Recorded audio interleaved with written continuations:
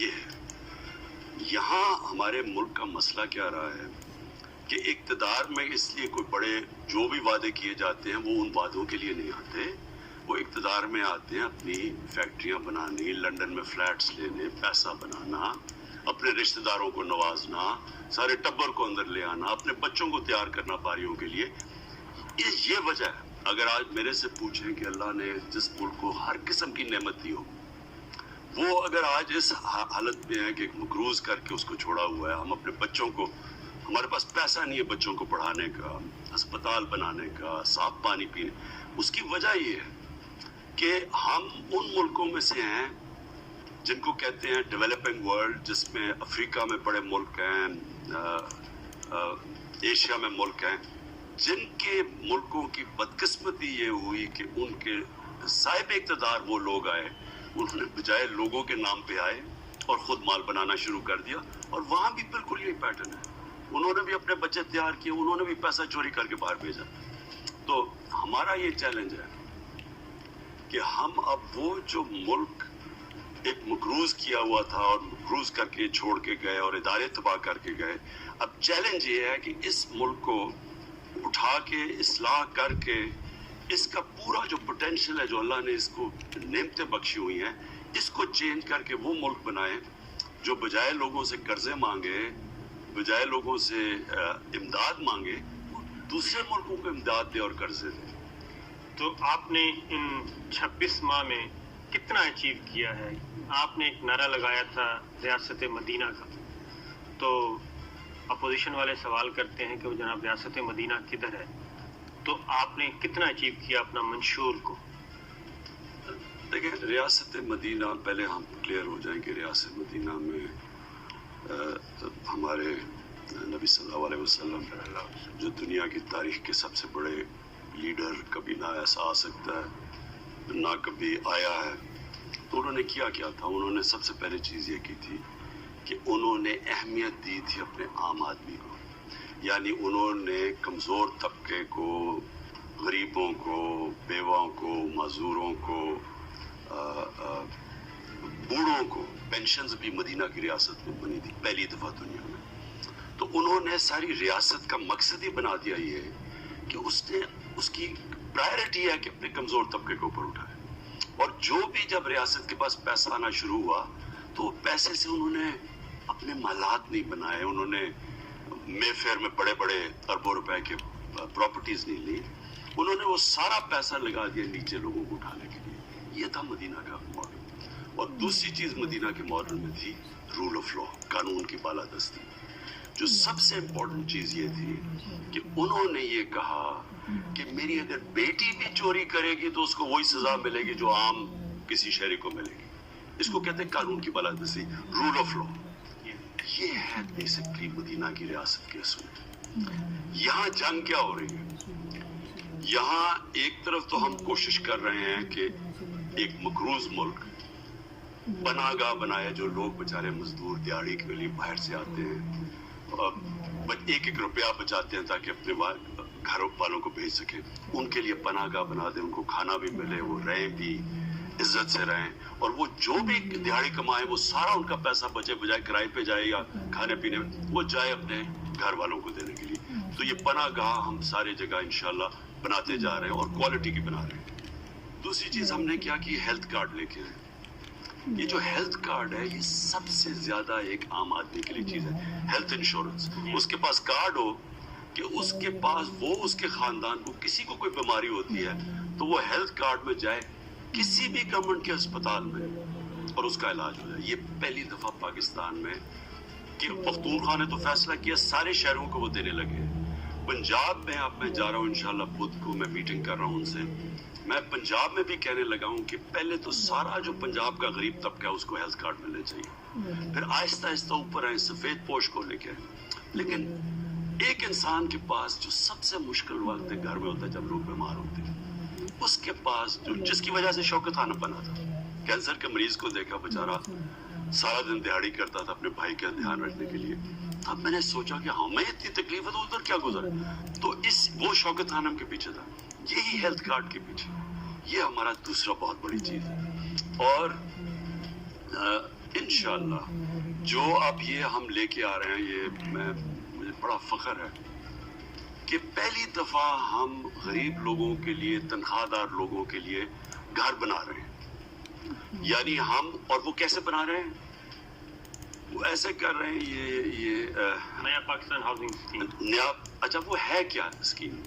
وہ ہے یہ کہ پہلے تو حکومت، پہلے جو 1 لاکھ گھر بنیں گے نا نئے پاکستان کے نیچے، ہر گھر کے اوپر 3 لاکھ روپیہ حکومت دے گی ایک آدمی کو گھر بنانے کے لیے، ایک انسان کو گھر بنانے کے لیے. دوسری چیز 5% انٹرسٹ کے اوپر بینکوں کو کہہ رہے ہیں کہ جتنا مرضی انٹرسٹ بڑھ بھی جائے، 5% انٹرسٹ پہ ایک عام تنخواہ دار، ایک مزدور اپنا گھر کی قسطیں دے سکتا ہے. 3 سال تک 5%. نہیں 3 نہیں، 5 سال تک 5%. اور اگر انٹرسٹ اوپر نہ گیا، اگر تو گیا تو پھر 7% پھر کیپ ہو جائے گا، اس سے اوپر نہیں جائے گا.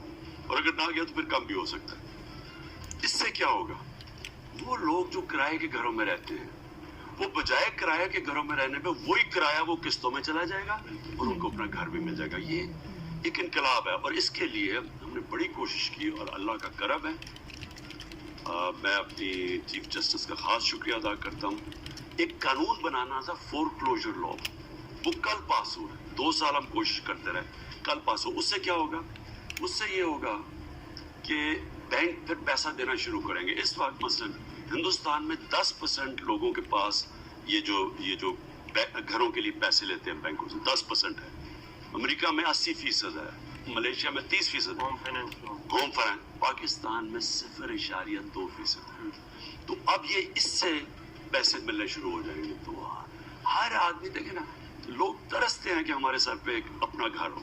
تو یہ اب موقع ملے گا انشاءاللہ. وہ طبقہ جو کبھی کیش نہیں تھا، وہ اپنے گھر بنانے شروع ہو جائیں گے. تو پہلے تو میں یہ کہنا چاہتا ہوں نا جی کہ یہ جو ہے، یہ اب پوری سٹرگل ہے، پورا احساس کا پروگرام ہے. سستے قرضے دے رہے ہیں گاؤں کے اندر، عورتوں کے لیے ہم مویشی وغیرہ دے رہے ہیں تاکہ اپنی، تو وہ پورا ایک پروگرام احساس کا. جو جدھر جنگ ہو رہی ہے اس وقت، غلام حسین صاحب، جدھر جنگ ہو رہی ہے وہ یہ ہے کہ وہ لوگ جو اس ملک میں طاقتور ہیں، جنہوں نے 30 سال میں ہمارے سامنے جو سائیکلوں پہ تھے، آج لینڈ کروزرز پہ ہیں، محلات ہیں، اربوں پتی ہیں. اب جنگ یہ چل رہی ہے کہ یہ کہہ رہے ہیں کہ جناب ہم قانون سے اوپر ہیں.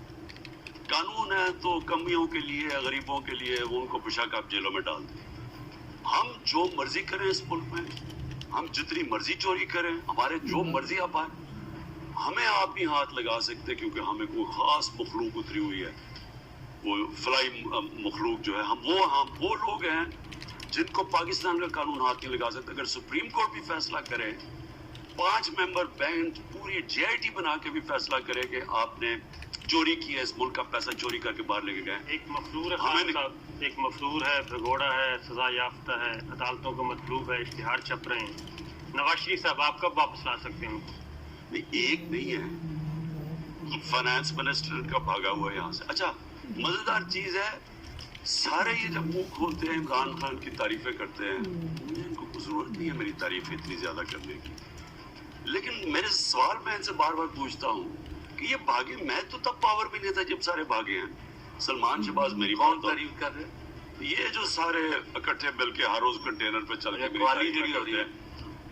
ویسے آپ کو سیریسلی ایک بتاؤں کہ اگر یہ میری تعریف کرے نا تو میں اپنی توہین سمجھوں گا.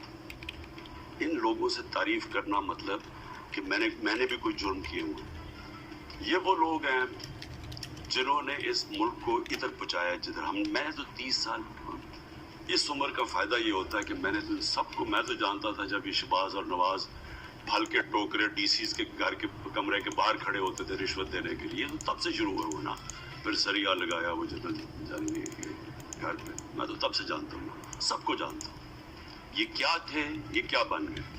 ان کا 1 پوائنٹ ایجنڈا ہے سب کا کہ کسی طرح عمران خان کے اوپر اتنا پریشر ڈالو کہ یہ ہماری چوری چھوڑ دیں، ہمیں قانون کے اوپر کر دیں. یعنی ہم باقیوں کے لیے قانون ہے لیکن ہمیں نہ ہاتھ لگائے. یہ ان کا ہے یہ جو سارا 2 سال کا شور. اور میں نے، آپ میری ساری سٹیٹمنٹس پڑھ لیں، میں نے 10 سال پہلے کہا تھا کہ یہ اکٹھے ہوں گے ایک دن، جب یہ نورا کشتی ہو رہے تھے. میں نے جیسی مجھے پہلا میں نے ایڈریس کیا پاکستان جب میں پرائم منسٹر بنا, میں نے قوم کو کہا کہ یہ سب اکٹھے ہو جائیں گے, کیونکہ ان کا صرف ون پوائنٹ ایجنڈا ہے کہ جس طرح مشرف نے NRO دیا تھا دونوں کو اور ملک کا بیڑا غرق کیا تھا, میں بھی پریشر میں آگے, کیونکہ میں بھی سمجھوں گا میری کرسی اتنی زیادہ ہے کہ چلیے میں اپنی کرسی بچانے کے لیے ان کو دے دوں گا. یہ ان کی ساری بلیک میل کی کوشش ہے. پہلے دن سے ان کو کوئی فکر نہیں ہے کہ ملک کی اکانومی کیا حال ہے, فیٹف کا کیا حال ہے. واپسی کے کتنے چانسز ہیں سر؟ سب میرے سے پہلے اسحاق ڈار بھاگا, اس وقت ملک کے پرائم منسٹر اس کو بھگایا. یہ اس کے شہباز شریف کا ایک بیٹا بھاگا, وہ پھر وہ داماد بھی بھاگا باہر. نواز شریف کے دونوں بیٹے باہر بیٹھے ہوئے. کوئی پوچھے کہ نواز شریف اب یہ باہر بھاگ گیا, اس سے پوچھے کہ اس کے بیٹے کیوں باہر بھاگے ہوئے, وہ کہتے جی ہم برطانوی شہری ہیں. وہ اس لیے باہر بھاگ گئے ہیں, اربوں روپے کی پراپرٹیز کے وہ مالک ہیں لنڈن میں. میں لنڈن کو جانتا ہوں, میں نے لنڈن میں بڑا ٹائم گزارا ہے, میرا فلیٹ تھا لنڈن میں, مجھے پراپرٹیز کا پتہ ہے. لنڈن کے سب سے مہنگی جگہ کے اوپر ان کے محلات ہیں. تو وہ کیوں بھاگے ہوئے ہیں؟ کیونکہ ان کو پتہ ہے کہ یہ جواب دے ہی نہیں سکتے پیسہ کدھر سے آیا, پیسہ تو یہاں سے چوری کر کے آیا. وہ جو لنڈن کے یہ جو مریم بولتی ہے کہ جناب بڑا ظلم ہو گیا, برٹش ورجن آئلینڈ کی ڈاکیومنٹ ہے. پیناما پیپرز میں کیا انکشاف ہوا تھا؟ پیناما پیپر میں یہ انکشاف ہوا تھا کہ یہ جو ان کے لنڈن کے اربوں روپے کی پراپرٹیز ہیں, ان کی جو مالکہ ہے, بینیفیشل اونر ہے, وہ مریم ہے. تو وہ اس کے جواب دینے نہیں ہیں, باہر بھاگے ہوئے سارے. اور بس جناب یہ ہمارے پاس سازش ہو گئی, ہمارے پاس یہ ہو گیا, یہ جناب پہلے تو خیر میرے پیچھے پڑے ہوئے تھے, اب فوج کے پیچھے پڑے ہوئے. وہ تو کہتے ہیں کہ ان کی پراپرٹی نہیں ہے, کہیں بھی نہیں ہے, لندن میں کیا پاکستان میں بھی کوئی نہیں. مریم بی بی کہتی ہے جب وہ یہ اسٹیٹمنٹ دے رہی تھی ٹی وی کے اوپر کہ لنڈن چھوڑو میری پاکستان میں بھی پراپرٹیز نہیں ہیں, تب برٹش ورجن آئلینڈز کی جو وہاں کی اتھارٹی ہے اس نے بائی لیٹر کنفرم کیا ہے کہ یہ چاروں لنڈن کے اربوں روپے کے فلیٹ ان کی بینیفیشل مالکہ, بینیفیشل اونر کا مطلب کہ وہ کمپنیز جو دو کے نام پہ لیے ان کی مالکہ مریم نواز ہے. تو اس کا تو کبھی جواب دیا ہی نہیں انہوں نے, نہ یہ عدالتوں کی رسپیکٹ کرتی ہے. سارا گیم کیا چل رہی ہے؟ گیم یہ چل رہی ہے کہ اتنا زیادہ پریشر عمران خان پہ ڈالو. انہیں نہیں پتا کہ عمران خان نے ساری زندگی ایک ہی چیز سیکھی ہے, پریشر لینے کی, اور وہ پریشر میں نہیں آنے لگا. اب وہ پریشر انہوں نے ڈائیورٹ کر دیا پاکستانی فوج کی طرف. وہ یہ کہتے ہیں کہ جناب ہمارا عمران خان صاحب سے تو کوئی مقابلہ ہی نہیں ہے, نہ ہی ہم بات کریں گے, نہ ہی عمران خان صاحب ہمارا ہدف ہے. اور انہوں نے سارا رخ موڑ دیا ہے army chief general Qamar Javed Bajwa کی طرف اور DGISI لیفٹیننٹ جنرل فیض حمید کی طرف. تو وہ کہتے ہیں ہم نے تو ان کو ہٹانا ہے, ان کو فارغ کرنا ہے پہلے. یہ پیچھے کہانی کیا ہے؟ پہلے تو جی یہ جھوٹ بول رہے ہیں. پہلے تو انہوں نے جس دن میں نے حلف لیا اور میں نے اسمبلی میں تقریر کی, اس دن سے انہوں نے میرے پیچھے نہ تقریر کرنے دی, شور مچایا. تب سے مجھے بلیک میل کرنے کی کوشش کر رہے ہیں. پھر یہ سمجھتے تھے کہ اکانومی بیٹھ جائے گی, پاکستانی اکانومی یہ جو چھوڑ کے گئے ہیں, ہمارے پاس تو پیسے نہیں تھے جو انہوں نے قرضوں کی قسطیں لی ہوئی تھی, جو انہوں نے باہر سے تیل کی ہم نے پیسے دینے تھے, ہمارے پاس تو پیسے نہیں تھے. یہ سمجھ رہے تھے کہ پاکستانی اکانومی ڈیفالٹ کرے گی. ڈیفالٹ کا مطلب کہ ہم اپنے پیسے نہیں دے سکیں گے. وہ جس دن ہم نے ڈیفالٹ کرنا تھا, روپیہ اگر آج 160 پہ 62 پہ ہے, وہ روپے نے پہنچ جانا تھا 200-250 پہ. جب روپے نے 200-250 پہ ڈالر پہ پہنچ جانا تھا تو اکانومی میں بیٹھ جانا تھا, تو عمران خان نے چلے جانا تھا. تو پہلے تو انہوں نے یہ امید لگا لی. پھر وہ کووڈ آئی. کووڈ سے پہلے شہباز شریف صاحب اسی لیے آئے تھے شاید. کووڈ نہیں تھی, جب کووڈ آئی تو وہ بھاگا آئی, نہیں تو اس نے آنا نہیں تھا, کیونکہ اس کے پاس شہباز شریف کے اوپر تو وہ مٹیریل مل گیا کہ وہ بچ ہی نہیں سکتا کسی طرح. وہ تو ڈاکیومنٹری ایویڈنس مل گئی ہے. پہلے ہم سمجھ رہے تھے کہ 9 ارب روپیہ صرف ہے, اب 23 ارب روپیہ, یعنی 2300 کروڑ روپیہ نکلا ہے, جو اس نے صرف 2 شوگر ملز کے اوپر, ابھی باقی کمپنیز میں نہیں نکلا, اس پہ اتنا نکلا ہے کہ انہوں نے جو لوگوں کے ملازموں کے نام پہ 2300 کروڑ روپیہ انہوں نے لیا, اور وہ ڈاکیومنٹ ہے. تو وہ اس لیے آیا, اس نے سمجھا کہ اب تو پاکستان کیا کووڈ میں جو دنیا میں حال ہو رہا تھا, ہمارے پاس ہسپتال تو انہوں نے آپ کا जो गला का भी इलाज जाके लंदन में करवाते थे, उन्होंने पाकिस्तान में तो हेल्थ सिस्टम बना ही नहीं था, तो इन्होंने कहा पहले तो लोग इतने मरेंगे इसके ऊपर से तो तब भी बह जाएंगे, फिर लॉकडाउन की वजह से इकोनॉमी बैठ जाएगी, तब तो वो भागा भागा वापस आ गया। शहबाज शरीफ का अंदाजा गलत साबित हुआ, मिसकैलकुलेट किया उसने, या फिर वो किसी उम्मीद पे आया था कि उसको कोई यहाँ पे आके संभाल लेगा? देखिए ना, इनकी गेम क्या है। पहले इमरान खान पे कोशिश की, ये सारे जो वक्त थे इन्होंने कोशिश की इसके ऊपर। इन्होंने जो आखिरी कोशिश की मेरे से मुझे यानी NRO लेने की, वो था जब इन्होंने फैटफ का जब आया तो इन्होंने कहा कि अब फैटफ के ऊपर तो ये इससे घुटने टेक देने हैं, क्योंकि अगर फैटफ में हमें ब्लैक लिस्ट में डाल देते हैं, अगर हम वो कानून ना लेजिस्लेशन ना पास करते तो ब्लैक लिस्ट में, ब्लैक लिस्ट का मतलब पाकिस्तान पे सैंक्शंस का मतलब इकोनॉमी बैठ गई। तो इन्होंने सोचा कि इसको इस्तेमाल करेंगे, इसको ब्लैकमेल करने के लिए। जब वो नहीं हुआ और लेजिस्लेशन गुजर गई, आपने तो नोटिस किया बाप बेटी बिल्कुल चुप बैठे थे तब तक, क्योंकि ये उम्मीद लगा के बैठे होते थे घुटने टेक। जब वो नहीं हुआ तब से ये दोनों बाहर निकले हैं अपनी पिलों से। वो उधर से वो जो हम समझ रहे थे कि पता नहीं जिंदा एक दिन रहता है 2 दिन रहता है, वो एकदम नजर आया कि उसको तो कुछ हुआ ही नहीं, वो उधर से शुरू हो गया, इधर से बेटी शुरू हो गई। और अब इनका मकसद क्या है, इनको पता है मैंने तो इनको NRO नहीं देगी। अब ये सारा प्रेशर पाकिस्तानी फौज पे और पाकिस्तान की अदलिया के ऊपर सारा प्रेशर डाल रहे हैं किसी तरह। अब उनको इतना प्रेशर डालें कि वो अब इमरान खान को कहे कि NRO दे दो। DGISPR ने, चल सब इसके बाद आप तैयार रहें, DGISPR ने बाकायदा तौर पे बता भी दिया कि ज़ुबैर साहब, जो कि आपकी काबीना में हम वज़ीर असद उमर साहब उनके भाई हैं, ज़ुबैर साहब जो हैं वो बाकायदा तौर पे मुलाकातें करते रहे। 2 मुलाकातें उन्होंने रिपोर्ट की, 1 अगस्त के आखिरी हफ्ते में, एक 7 सितंबर को मुज़ाकरात नाकाम हो गए और जो कुछ ये मांगने गए थे आर्मी चीफ से वो इनको नहीं मिला। उन्होंने कहा कि सियासी मामला आप जाएं गवर्नमेंट से बात करें और अदालती कानूनी मामला आप अदालतों में जाके अपने मुकदमात का फेस करें। उसके बाद फिर ये PDM भी बन गया और APC भी हो गई, और उसके बाद 16 अक्टूबर को चैलेंज भी कर दिया नवाज शरीफ साहब ने। फिर 18 अक्टूबर को कराची हुआ, कराची में आपने देखा कि वहाँ पे अहम तरीन आदमी को अगवा कर लिया गया और उसके बाद और सिंध गवर्नमेंट कहती है कि हमें तो पता ही नहीं कि वहाँ पे हो क्या रहा था।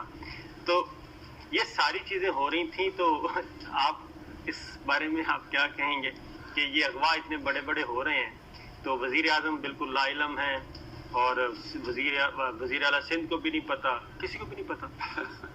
पहले तो ये जो सारा ड्रामा हुआ, अच्छा पहले मुझे नहीं समझ आती कि मेरी पार्टी के भी लोग घबरा जाते हैं। वो जो जलसा हो गया, और ये जलसे में मैंने कहा जलसा क्या, एक पॉलिटिकल गवर्नमेंट, हमें क्या फर्क पड़ता है कोई प्रोटेस्ट करता है। मेरे से ज्यादा पाकिस्तान में किसने बड़े जलसे किए, मैं चैलेंज करता हूँ, कोई मुझे बता दे कि जिसने इतने बड़े जलसे किए। जलसा एक प्रोटेस्ट होता है, एक डेमोक्रेटिक गवर्नमेंट है, कर सकती है। पहले तो मेरे कई लोग बेचारे नादान हो घबरा गए कि जी मैंने क्या करने दो इनको। उसके बाद ये जो अच्छा, उसके बाद भी कोई FIR रजिस्टर हो गई, मुझे पता चला जी वो कोई पता नहीं वो राना सुनाला किसी पुलिस वाले पे गाड़ी चढ़ाना चाहता था तो उसको पकड़ने। मैंने इनको समझाया कि क्यों पकड़ने की जरूरत है। अब ये जो कराची का भी हो, पहले तो मैं इसकी तरफ आ जाऊँ। देखिए, एक आदमी आपका घर लूटता है, कत्ल कर देता है किसी को घर में और सारा पैसा लेके भाग जाता है। आप बजाय उसके ऊपर उसे पकड़ने के, आप हो गए जी वो लाल बत्ती क्रॉस किया, उसको पकड़ के उस पर जेल में डाल दिया। पागलपन है ना। आप तो उसको बचा रहे हैं जो असल उसने जुर्म किए। इनके जुर्म ये है कि इन्होंने इस मुल्क को कंगाल कर दिया है। इनका जुर्म ये है कि जितना पैसा, जितना टैक्स का पैसा साबिर हमने पहले साल इकट्ठा किया, आधा पैसा गया कर्जों की किस्तों पे जो इन्होंने कर्जे लिए हुए थे। इनका जुर्म ये है कि इन्होंने इस मुल्क के ऊपर 2008 से लेके 2018 में 4 गुना पाकिस्तान का कर्जा टोटल बढ़ाया। लाइबिलिटीज 6,000 अरब से 30,000 अरब पे कर्जा लेके गए, जिसकी वजह से हमारा जो अंदरूनी हमने आधा हमारा टैक्स का पैसा चला जाता है वहाँ। मुल्क कैसे चलाएं, अस्पताल कैसे ठीक करें, सड़कें कैसे ठीक करें, तो हम मुल्क ही चला रहे हैं कर्जे पे। दूसरा बैरूनी मुल्क, जब ये आए थे दोनों 10 साल पहले, जो बैरूनी मुल्क कर्जा था वो था $41 अरब। 60 سال کی تاریخ میں 41 ارب ڈالر، ان کے 10 سال کے بعد 100 ارب ڈالر پہ پہنچ گیا۔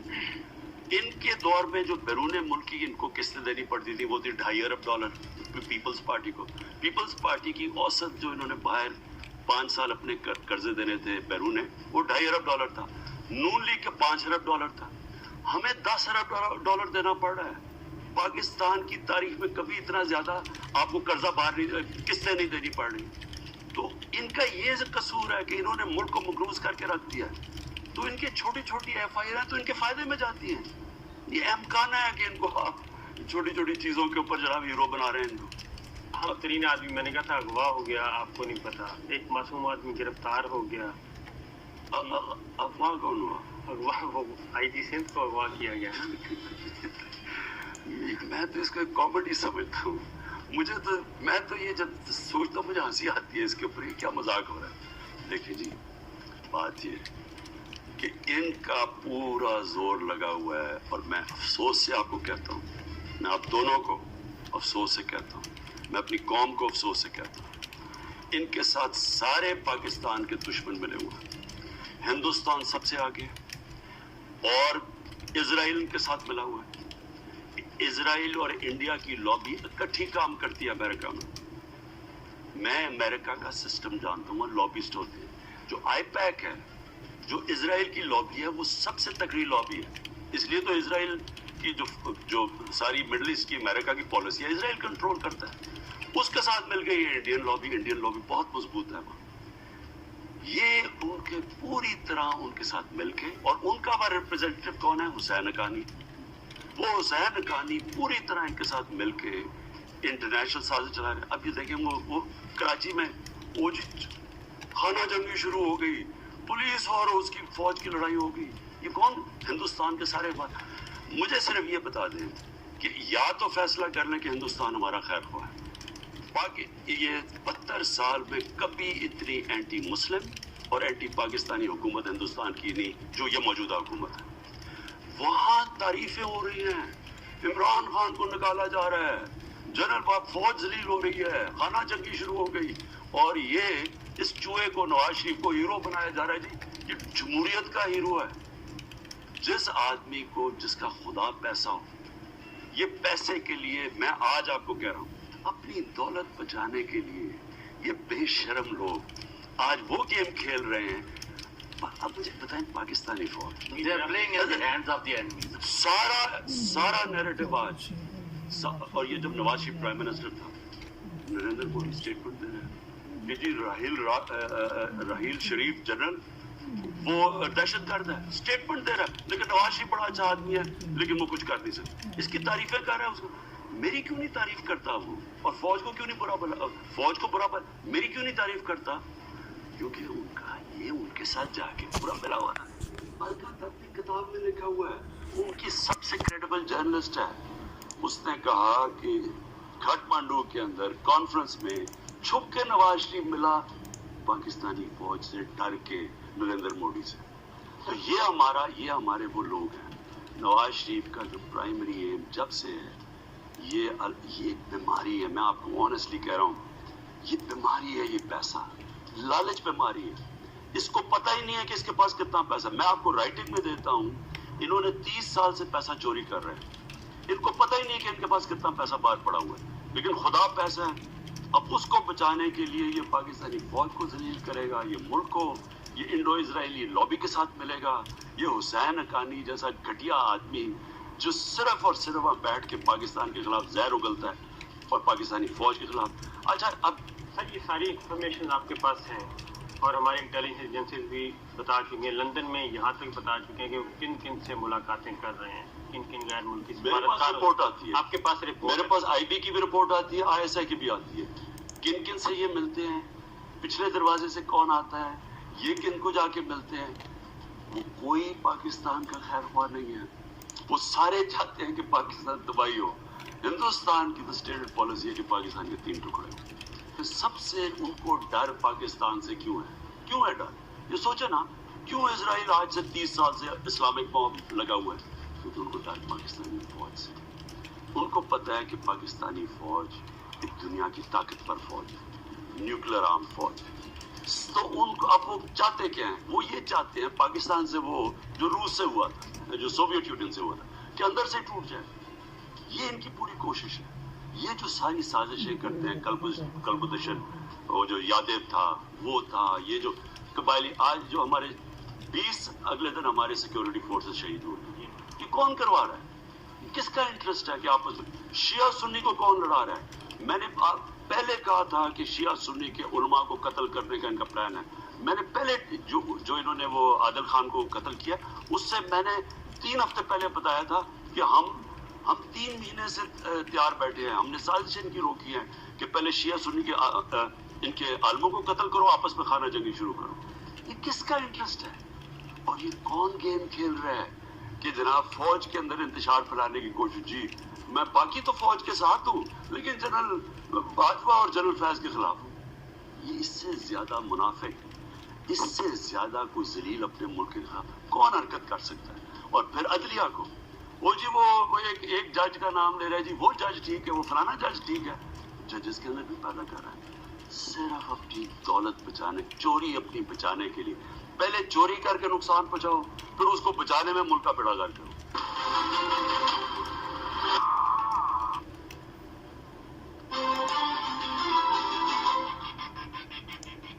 लो, सूख गए दांत, अब कोई नहीं निकाल सकता जो कोई नहीं कर सकता।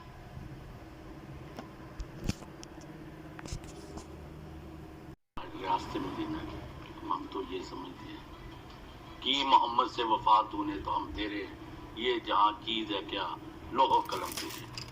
आपका ये जो है ना, अल्लाह और उसके रसूल के हुक्म पर चलने वाला ये नारा जो है, ये बहुत बड़ी बात है। अब कितनी उसमें क्वांटम जंप आती है, कितनी अचीवमेंट होती है, मैटर ऑफ टाइम। मैं समझता हूँ, बल्कि हम समझते हैं कि इमरान खान जो है पाकिस्तान की सियासत में जो यहाँ चोरी और डाका जनी का रवाज था पिछले कम से कम 40 साल से, वो पहली दफा उसमें रिवर्स हुआ है।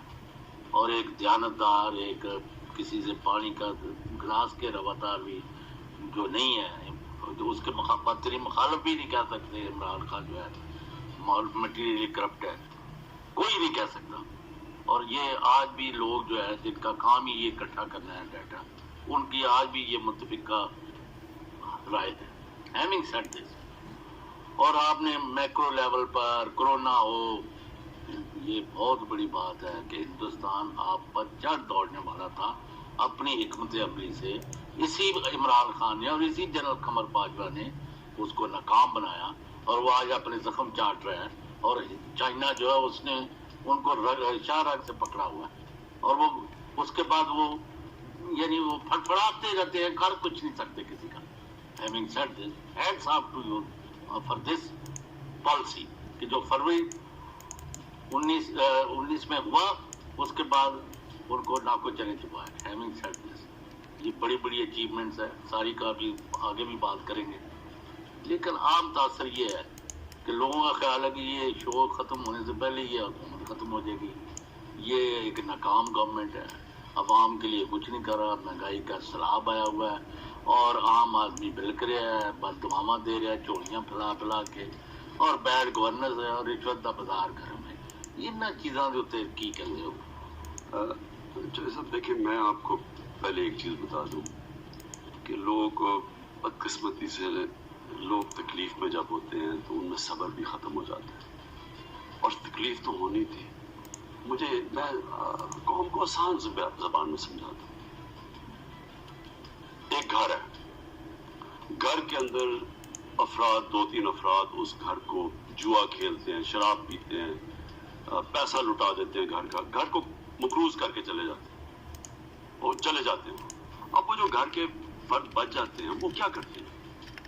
अगर उन्होंने घर को ठीक करना है तो सिर्फ 2 तरीका है। जब से अल्लाह ने दुनिया बनाई, खर्चे कम करो, आमदनी बढ़ाओ।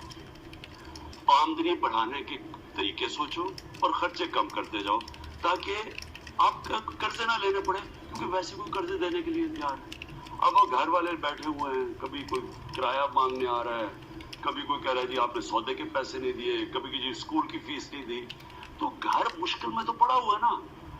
اب اس وقت میں آپ گھر کے لوگوں کے پاس جا کے مائک لے جائے کہ جی بتائیں جی اب وہ آپ یہ جو آپ کے پاس آئے بتائیں جی کہ یہ ان کی کیسی کارکردگی ہے، تو وہ تو بیچارے روئیں گے نا، مارے گئے، لٹ کے، یہی ہوں گے نا، کیونکہ آپ پہلے مرغی کھاتے تھے، اب دال پہ آ گئے ہیں، پہلے 2 روٹیاں کھاتے تھے، 1 روٹی پہ آ گئے.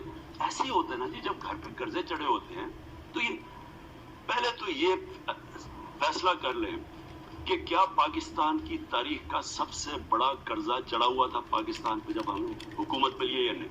آپ اپنے موبائل فون کے اوپر گوگل کر لیں کہ بتائیں جی پاکستان کا سب سے بڑا قرضہ تھا یا نہیں. اندرونی قرضہ، فسکل ڈیفیسٹ، سارے کہیں گے ہیں. وہ فگر تو جھوٹ ہی نہ بولتے، حقائق تو جھوٹ ہے نا، وہ تو حقائق ہے. بیرونی ملک سب سے بڑا قرضہ تھا یا نہیں تھا، وہ آ جائے گا فگر کہ جی $20 ارب کا ہمارا کرنٹ اکاؤنٹ ڈیفیسٹ پاکستان کی تاریخ کا. تو جب یہ آپ کو پتا چل گیا، اب یہ سوچ لیں کہ جب آپ یہ گھر کو ٹھیک کریں گے تو وہ گھر ایک تکلیف سے گزرے گا. یہ ہو سکتا ہے کہ آپ مقروض گھر ہو اور وہ جناب ایک ہی دم ایک نیا ہے جی، نیا پاکستان بٹن بنایا، ایک دم گھر ٹھیک ہو گیا. یہ ساری دنیا کے اندر جب ایسے حالات ہوتے ہیں وہ دنیا مشکل وقت سے گزرتا ہے. تو پہلے یہ چیز. دوسری چیز، مدینہ کی ریاست، کبھی میں نے ساری میرے جو میں سب دیکھتا ہوں نا کہ میں زندگی اب کیسے گزارنی ہے، میں صرف اور صرف نبی صلی اللہ علیہ وسلم کی صلی اللہ علیہ وسلم جو انہوں نے ہمیں اللہ نے قرآن میں کیا ان کی زندگی سے سیکھو، تو ان کے اوپر سوچتا ہوں کہ انہوں نے کیا کیا. آپ پہلے 5 سال اٹھا کے دیکھ لیں مدینہ کی ریاست، پہلے 5 سال دیکھ، اتنے مشکل وقت سے وہ گزرے. جنگ خندق کے اندر اپنے پیٹ پہ پتھر باندھنا پڑا، یعنی لوگوں کے حالات تھے، کھانا نہیں تھا، حال کیا تھے ان کے. جنگ احد کے اندر تقریباً تباہ ہونے لگی تھی امہ، جو جنگ احد میں ہوا، جو غلطی ہوئی. پھر اندر منافقین گھسے ہوئے تھے. یا کم منافق، یہ منافقین ہی تو اور کون ہے اندر، جو منافقین اندر سے اسٹیٹ کو کر رہے تھے. خطرہ صرف باہر سے نہیں تھا، اندر سے بھی تھا. تو ہمیں یہ نہیں ہے. تو میں تو یہ سوچتا ہوں، لیکن 5 سال کے بعد صبر کیا لوگوں نے، اور وہی دیکھتے دیکھتے اصلاحات آنی شروع ہو گئی. آہستہ آہستہ ٹھیک ہوتا ہے. ایک سسٹم جو خراب ہو جائے اس کو ٹھیک کرنے میں ٹائم لگتا ہے. اب بیوروکریسی ہے ہماری. ہم کیا، میں جو 30 سال سے یہ گن ڈالا ہے بیوروکریسی میں، سفارشی بھر دی ہے، کیا میں آتے ساتھ ہی کوئی بٹن دباؤں گا وہ ٹھیک ہو جائے گی؟ یہ پروسیس چلتا ہے، یہ چلتا رہے گا آہستہ آہستہ. تو قوم کو میں کہتا ہوں کہ آپ ہمارے ساتھ کھڑے ہو. کیا عمران خان کوئی اپنی فیکٹریاں بنا رہا ہے، کیا وہ کوئی پیسے بنا رہا ہے، کوئی بار فلیٹ لے رہا ہے، کوئی میں اپنے رشتہ داروں کو نواز رہا ہوں. تو اس لیے ہم پوری اپنی کوشش کر رہے ہیں. لیکن یہ پروسیس اب پی آئی ہے، پی آئی کے اندر ہم نے اپنا جو آپریٹنگ ہے وہ ہمارا پروفٹ آ گیا. یعنی آج اگر ہمیں پچھلے کی نہ مصیبت پڑی ہو، انہوں نے بھرتی کر کے لوگ، نون لیگ نے اور پیپلز پارٹی نے پی آئی کو بھر دیا. اس کی پینشن ہی کہاں تک پہنچ گئی ہے، اس کا اتنا ایئر کرافٹ کتنے اور پبلک انہوں نے کتنی بھرتی کر دی. اس کے باوجود پی آئی اے کا آپریٹنگ پروفٹ آ گیا. اب پاور پروجیکٹس ہیں، انہوں نے کانٹریکٹ جو سائن کیے ہیں، جس کانٹریکٹ پہ بجلی بنائی جا رہی ہے اور جس پہ ہم بجلی بیچ رہے ہیں، اور ہم بجلی بیچ رہے ہیں، ہماری بجلی 25% مہنگی ہے ہندوستان اور بنگلہ دیش سے، 25% مہنگی ہے. لیکن اس کے باوجود اتنی مہنگی بجلی بن رہی ہے کہ وہ بنتی ہے 17 روپے پہ اور بیچ رہے ہیں 14 روپے پہ. اس کا وہ جا رہا سارا قرضوں کے اوپر. ہم نے تو کانٹریکٹ ہی سائن کیے. اور آپ کو میں یہ بتاؤں کہ صابر، ہم نے جو دیکھے وہی پاور اسٹیشن جو انہوں نے سائن کیے وہی دوسرے ملکوں میں بنے ہوئے ہیں، 40% کم پہ بنے ہوئے ہیں. انہوں نے پیسہ بنایا ہے اس کے بیچ میں. پیسہ یہ بنائیں، چوری یہ کریں، مہنگے کانٹریکٹ یہ کریں، اور بجلی کا بہت سارا ہمارے پہ پڑ جائے. سو وہ دیکھیں تو اس طرح. اب گیس کا ہے، انہوں نے گیس کا کانٹریکٹ سائن کیا قطر سے. اس ٹائم پہ جو گیس تھی قطر پہ جو بک رہی تھی، اس کا دیکھ لیں، اور انہوں نے کانٹریکٹ کتنے پہ سائن کیا، بیچ میں انہوں نے پیسہ بنایا. اس کے بعد آج 15 سال کا کانٹریکٹ کر دیا. 15 سال کا کانٹریکٹ ہے قطر سے. آج جو گیس مل رہی ہے ہمیں، وہ 40% کم پیسے پہ مل رہی ہے. ہم وہ لے نہیں سکتے کیونکہ انہوں نے ہمیں کانٹریکٹ پہ پھنسا دیا. ہم تو ان کی چیزوں میں پھنسے ہوئے ہیں. ہم نے हमारा आज हमने अपना जो फिस्कल डेफिसिट है वो बैलेंस कर लिया है। हमें अगर कर्जे ना देने पड़े इनकी किस्तें, हमने तो अपना बजट बैलेंस कर लिया है। हमने current account deficit, current account का मतलब कि डॉलर कितने अंदर आ रहे हैं और कितने बाहर जा रहे हैं। 17 साल के बाद पाकिस्तान में जो हमारा करंट अकाउंट है वो पॉजिटिव चला गया 3 महीने में। तो देखिए हमें मुसीबत पड़ी हुई इनकी ये जो गंद किया वो ठीक करने पे। सर बात ये है, मैं पंजाबी च दो टोक तुहानू पुछना चाहना। लोग कहते हैं कि अगर ये इमरान खान जिहड़ा कि एक जानबदार वज़ीर आज़म आया है, अगर ये खुदा न खास्ता नाकाम होकर चला गया तो साडा तो फिर अग मारिया गया, चोर डाकू दोबारा आ जाएंगे। This is people of Pakistan want to know whether this chapter of loot and plunder comes to an end. पहले तो मैं एक चीज कह दूं, इमरान खान पावर में हो या ना हो, इन चोरों को तो कभी वापस नहीं आने देना। मैं पावर में ना भी हूँ ये ना हो नहीं, वो तो खैर वो तो अल्लाह। देखिए पावर कोई भी आज ये नहीं कह सकता कि मैं कितनी देर पावर में हूँ या नहीं हूँ, तो अल्लाह के हाथ में, मेरा ये ईमान है। बिल्कुल इस इंसान कोशिश करता है, लेकिन मैं पावर में हूँ या ना हूँ, मैंने इनको नहीं छोड़ना। ये अगर वापस आएंगे मैं सारी कौम को सड़कों पर निकालूंगा, इनको नहीं आने देना। देखिए जी बात ये वो लोग हैं, ये वो लोग हैं, या पाकिस्तान बचेगा या ये बचेगा, ये ज़हन में डालें। मैं पहले दिन से अपनी सारी पार्टी को कह रहा था कि क्योंकि हमने इनको एनआरओ नहीं देना, हमें इनसे कोई फायदा नहीं बातचीत करने का, क्योंकि ये जो मर्जी आप करें, इन्होंने ये जो मांग रहे हैं एनआरओ वो हम देते हैं, मुल्क तबाह हो जाता है। इसलिए इनसे बातचीत करने का फायदा क्या है? मेरी पार्टी के लिए जमहूरियत है, ये वो है, मुझे जमहूरियत से कहा रहे।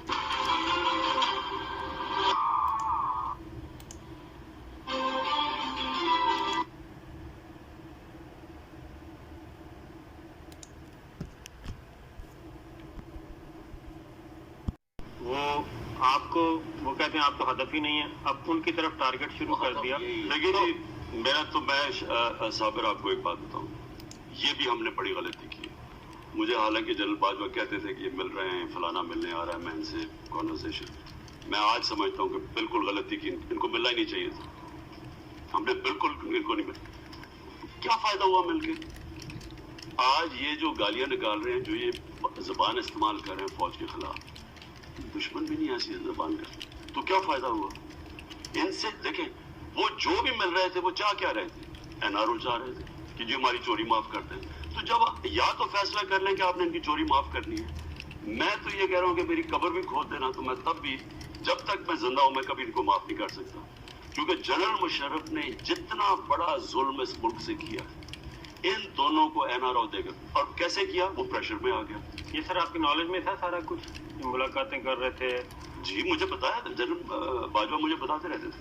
देखिए जनरल मेरे सामने हुआ, जनरल मुशर्रफ ने पहले वो कुलसूम नवाज सड़क में निकली, अकेली बेचारी थी, नून लीग बेचारे तो सारे, ये तो ऑपोजिशन में कर ही नहीं सकते, ये तो बेचारे गवर्नमेंट की पार्टी है, ऑपोजिशन में तो ये बेचारे दुम दुबा के बिलों में घुस जाते हैं। वो कुलसूम नवाज निकली, उसके प्रेशर में आके जनरल मुशर्रफ ने इसको हुदैबा पेपर मिल बंद करके तो इसको सऊदी अरेबिया 10 साल बाद मरियम कर रही है। अच्छा वो हुआ। उसके बाद क्या हुआ कि वो जब वकील निकले सड़कों के ऊपर, वो वकील निकले चीफ जस्टिस के लिए, उस प्रेशर में आके जनरल मुशर्रफ ने, कोंडालीजा राइस तो अपनी किताब में लिखती है कि कैसे मैंने मुशर्रफ के, अमेरिकनों ने पीपल्स पार्टी और जनरल मुशर्रफ को एनआरओ दफा, वो वापस आ गए। उन दो एनआरओ ने इस मुल्क का बेड़ा गर्क किया, जो आज हुआ उनकी वजह से हुआ। तो लिहाजा ये तो ज़हन से निकालने थे, हमने जब देना ही नहीं था इनको एनआरओ, तो इनसे मुज़ाकरत किस चीज़ की हम कर रहे थे?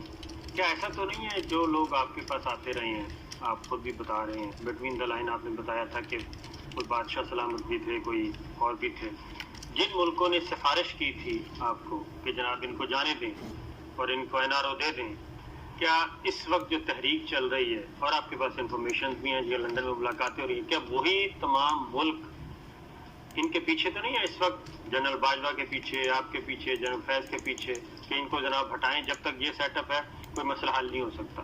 देखिए एक तो आप क्लियर हो जाना चाहिए कि हिंदुस्तान उनमें से एक मुल्क है जो सबसे ज्यादा जोर लगा रहा है। आप सिर्फ हिंदुस्तान का मीडिया उठा के देख लें, वो कितने खुश हो रहे हैं। अगर हिंदुस्तान का मीडिया खुश हो रहा है और जाली खबरों जाली का, अब वो खुश हो रहा है, तो आप खुद ही फैसला कर लें कि पाकिस्तान की बेहतरी किस में, क्या वो जो है जो हिंदुस्तान चाह रहा है। लेकिन साथ इनके इजराइल तो 100% इनके साथ। मैं देख रहा था कि इजराइल के एक वो उनके लोग जो और मुल्क भी हैं जिनके हम नाम ही ले सकते हैं, और वो हमें लेने भी नहीं चाहिए, क्योंकि वो मुल्क ऐसे हैं जिनमें ठीक भी हो सकते हैं, यानी वो उसकी हमें फिक्र की भी जरूरत नहीं। मेरे से कभी किसी की जरूरत नहीं हुई कि कहने की इनको छोड़ दो। सिविल मिलिट्री रिलेशनशिप जो इस वक्त है आइडियल है, इस पार्टनरशिप को वो तोड़वाना चाहते हैं। वो अंदरूनी फोर्सेस भी हैं और बैरूनी भी हैं।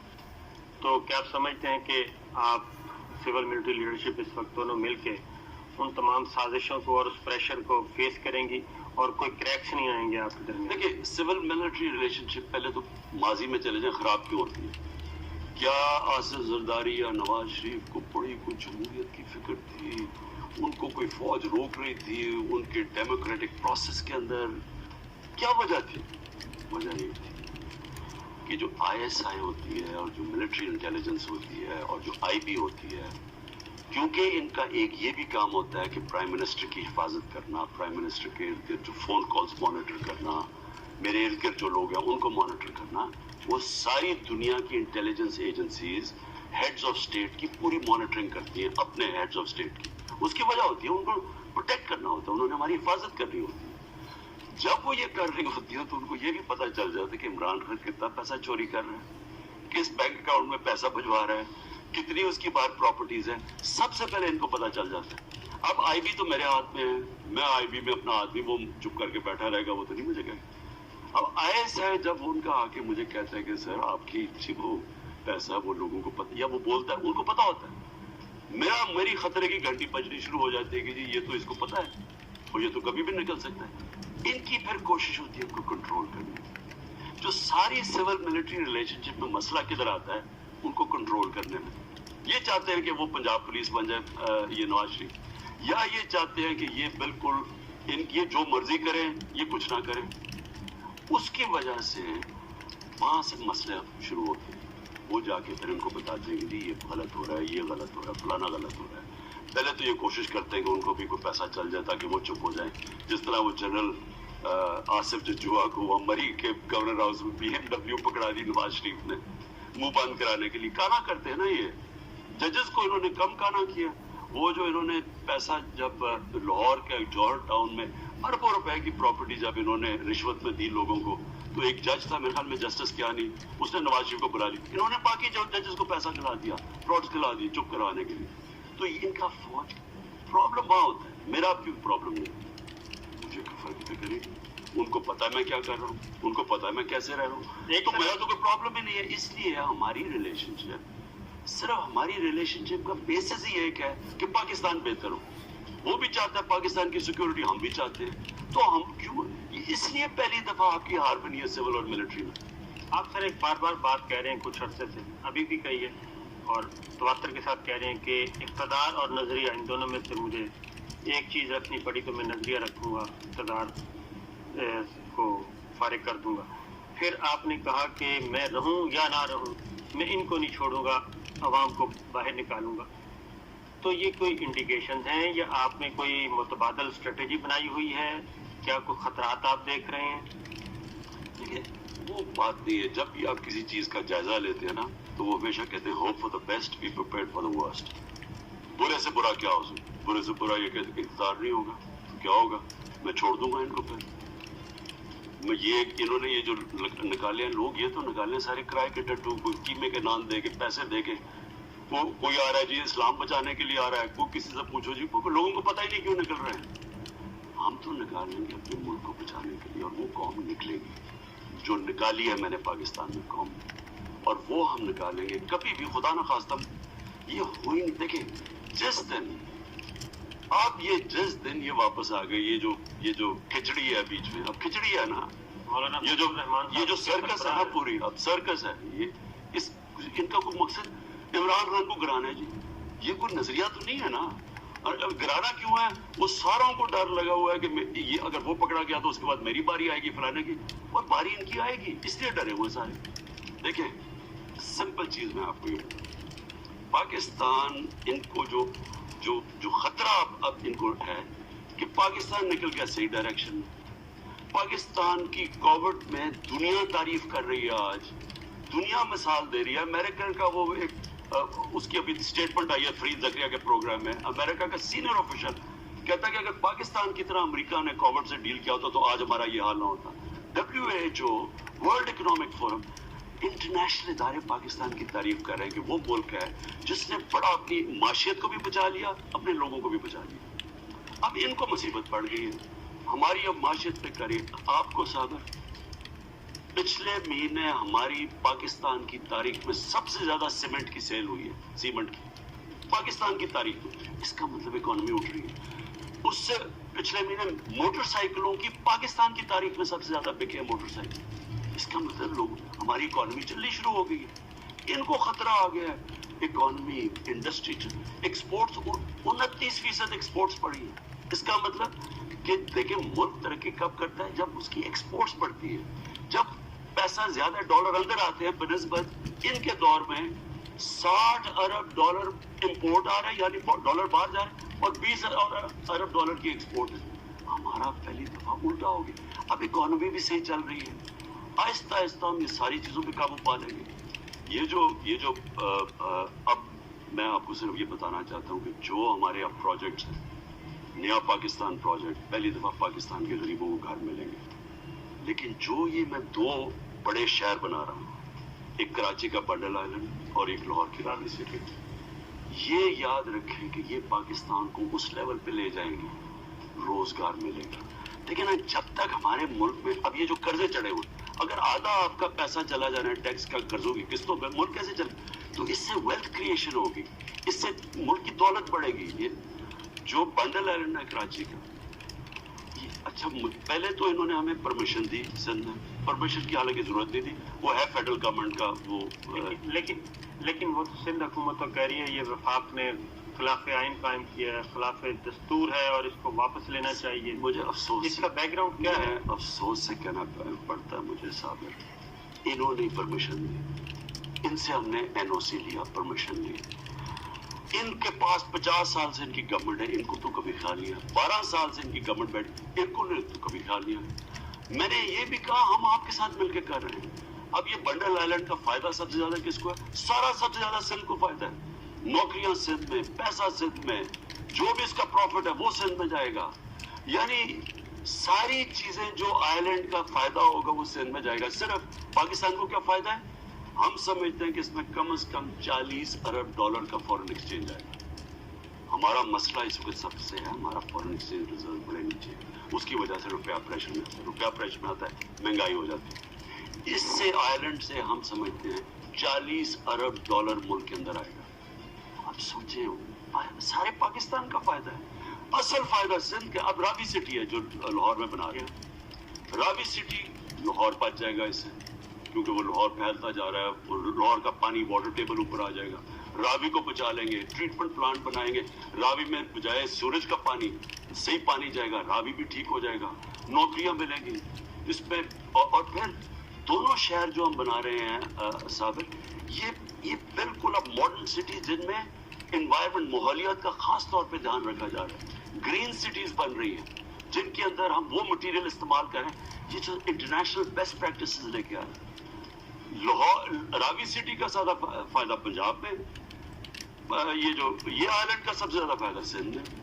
मुझे नहीं समझ आ रही कि इनको हमारा शुक्रिया अदा करना चाहिए कि हम इतने बड़े प्रोजेक्ट, और वो प्रोजेक्ट क्यों बन रहे हैं? क्योंकि अल्लाह का करम है कि जो बैरून मुल्क पाकिस्तानी वो मेरे पे एतमाद रखते हैं। ये कभी भी सिंध गवर्नमेंट बना नहीं सकती, क्योंकि बैरून मुल्क पाकिस्तानी को पैसा आना है, उन्होंने इनको ट्रस्ट ही करते हैं।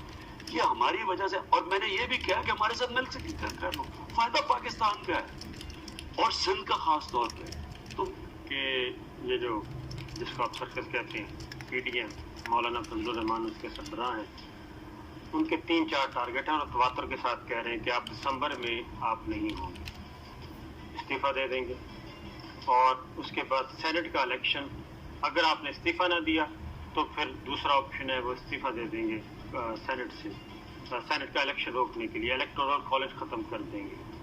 تو آپ نے کیا تیاری کی ہوئی ہے؟ استعفیٰ مانگیں گے وہ آپ سے دسمبر میں, اور کس بنیاد پہ وہ کہہ رہے ہیں؟ دیکھیں صاحب, ان کا مسئلہ یہ ہے کہ ان کا واسطہ اس آدمی سے پڑ گیا ہے جس کی ٹریننگ ہے مقابلہ کرنا. زندگی میں سیکھا ہی میں نے ایک چیز ہے, مقابلہ کرنا. نہیں تو مجھے یہ بتائیں کہ ایک آدمی پولیٹکس شروع کرتا ہے, نہ اس کی کوئی پولیٹیکل بیک گراؤنڈ, نہ اس کی کوئی فیملی پولیٹکس میں, نہ اس کو کوئی پاکستان کی پولیٹکس کی سمجھ, نہ اس کے پاس پیسہ.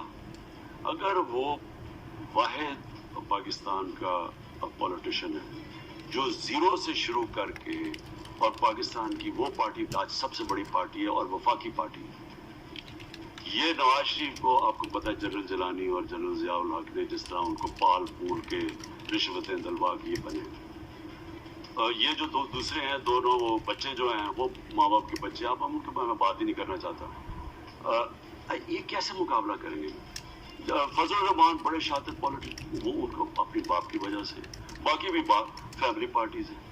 میں تو وہ ہوں جس کی کوئی بیک گراؤنڈ ہی نہیں تھی, اس لیے میں مشکل وقت سے نکلا ہوں, میں اسٹرگل کر کے ہوں. یہ ان کو عادت پڑی ہوئی ہے نواز شریف جی کا, جی مجھے جنرل ظہیر نے آگے کہا کہ استعفیٰ دو, جو اسے پہلے جنرل کاکڑ نے استعفیٰ لیا. تو کیوں دیا اس نے استعفیٰ اس لیے انہوں نے دیا, انہوں نے جا کے ان کی ساری چوریاں بتا دی سامنے کہ یہ تم نے چوری کی ہوئی ہے, یہ ہم سارے پبلک کر دیں گے, اس لیے استعفیٰ دیا. کانسٹیٹیوشنلی کیوں دیا اس نے استعفیٰ؟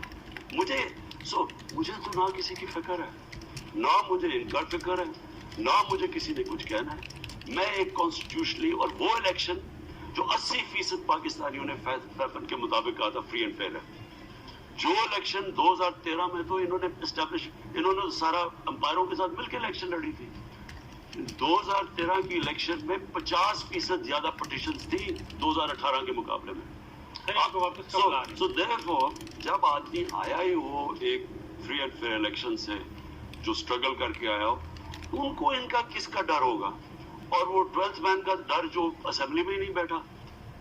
سر نواز شریف کب واپس لا رہے ہیں نواز شریف کو؟ کیونکہ ڈیٹس دے رہے ہیں وزراء جو ہے 15 جنوری کی ڈیٹ دے رہے ہیں کہ جناب 15 جنوری سے پہلے نواز شریف کو لے آئیں گے. اس وقت ہم برٹش گورنمنٹ سے بات کر رہے ہیں, ہم چاہتے ہیں, وہ چاہ رہے ہیں, یہ دو چیزیں ہیں نا. اگر ایکسٹریڈیشن مانگتے ہیں تو وہ لمبا پروسیس ہے. ہم کہہ رہے ہیں جو ڈپورٹ کرو, ڈپورٹ ابھی ہو سکتا ہے کیونکہ یہ جھوٹ بول کے یہاں سے گیا تھا کہ اس کو بیماری ہے, وہاں جا کے علاج کروایا نہیں, اور وہ انتظار کرتا رہا کہ NRO ملے گا, جب نہیں ملا تو اب یہ شروع کر دیا. جی ان کے آفیشل سے ہماری بات چیت چل رہی ہے, ریگولر بات چیت چل رہی ہے. ہماری پوری کوشش ہے کہ اب اس کو ہم ڈپورٹ کروائیں. تو آپ پریمیئر لیول پہ آپ بھی اس پہ آئیں گے اگر مسئلہ حل نہ ہو؟ اگر مجھے جانا پڑا تو پھر میں بورس جانسن سے بات کروں گا, اس کو واپس لائیں گے ہر صورت میں. جی.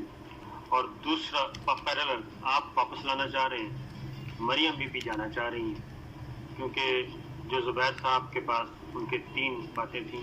ایک, مجھے واپس جانے دیں, واپس نہیں جانے دینا تو پھر مجھے پالیٹکس میں آنے دیں, اور پالیٹکس میں آ کے اور باقی یہ مقدمہ یہ عمران خان صاحب کا ساتھ آپ چھوڑ دیں. یہ 3 ڈیمانڈ تھیں. یہ پھر پریشر اسی طرف جا رہا ہے. تو آپ, کیونکہ آپ کے اندر بھی ایک سوچ ہے, کیبنٹ کے اندر یہ ڈسکشن ہوتی ہے, جو میری اطلاع کے مطابق کچھ وزیر ہیں اس کے حامی کہ جناب جان چھڑوائیں, اس کو باہر بھیجیں, آرام سے گورننس کریں. تو کیا کریں گے ایسی سچویشن ہوگی؟ پہلے تو یہ بالکل ہماری کیبنٹ میں 6 گھنٹے پوری ڈسکشن ہوئی, جب یہ نواز شریف نے وہ جو پورا افسانہ آیا ہمارے سامنے کہ کتنی بیماریاں ہیں, کیا ہوگا, پتہ نہیں بچے گا نہیں. لیکن مجھے پتا ہونا چاہیے تھا کہ اس نے ساری زندگی جھوٹ بولا ہے. مشرف کے ساتھ 10 سالہ کانٹریکٹ سائن سعودی عربیہ سے کیا, 8 سال جھوٹ بولتا رہا, جب تک کہ وہ سعودی شہزادے نے آگے کانٹریکٹ نہیں دکھایا کہ جھوٹ بول رہا ہے. اس کی ساری زندگی جھوٹ کے اوپر ہے. انہوں نے جو بھی کیا اس ملک کے ساتھ, عدلیہ نے بدقسمتی سے ہمیشہ ان کا ساتھ دیا. ہم نے لاہور ہائی کورٹ کو کہا جب یہ جا رہا تھا کہ 7 ارب روپے کی ان سے گارنٹی مانگو, شیورٹی بانڈ رکھو کہ 7 ارب روپے کا, کیونکہ پیسہ ان کا خدا ہے. تو انہوں نے وہ مانا نہیں ہماری بات. شہباز شریف کا جناب گارنٹی ہاتھ शहबाज शरीफ जैसे वो बड़ा जो सारी जिंदगी जो उसकी जिंदगी उसकी गारंटी ले ली, उसका गारंटी का क्या मतलब था? लेकिन तो बदकिस्मती ये है कि इसको हमेशा एस्टेब्लिशमेंट ने भी फेवर किया नवाज शरीफ को, प्रोडक्ट ही एस्टेब्लिशमेंट का था, अदलिया ने भी इसकी फेवर की। अब ये टाइम है कि अब हम इसको बिल्कुल वापस लेके आएंगे और उसको जेल में डालेंगे। और जहां तक मरीम है उसका क्या वजह, क्यों वो बाहर जाए, क्या वजह है बाहर जाए? लेकिन हाँ, या तो आप फैसला कर लें कि चोरी इस मुल्क में इजाजत दे दें। मैं पॉलिटिशियन हूँ, मैं चोरी करूंगा जो मर्जी करूं, पकड़ेंगे मैं कहूंगा विक्टिमाइजेशन है और इसलिए मुझे चोरी की इजाजत दे दें।